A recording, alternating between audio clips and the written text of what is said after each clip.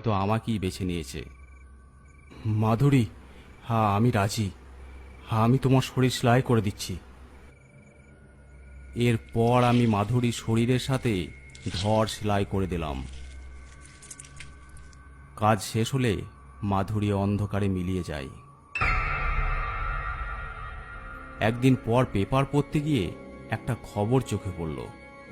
ইছাপুর নামক গ্রামে সনাতন নামে এক জনৈকর শরীর থেকে ধর আলাদা হওয়া দেহ পুলিশ উদ্ধার করেছে।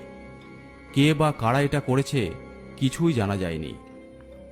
তবে বলে রাখা ভালো, সনাতনের বউ মাধুরীও দিন দুয়েক আগেই নিখোঁজ হয়েছিল। সনাতন নাকি নিজে গিয়েই থানাতে রিপোর্ট করেছিল।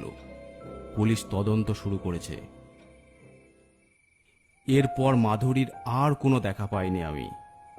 এমন অলৌকিক অভিজ্ঞতা আর কোনোদিন আমার সাথে হয়নি। শৈল সব কথা বলা শেষ করলে নিতাই আর রমেন একে অপরের দিকে চাওয়াচাই করে। ওরা বৃষ্টির রাতের অন্ধকারে শ্মশানের পাশ দিয়ে বাড়িতে ফিরবে কি করে।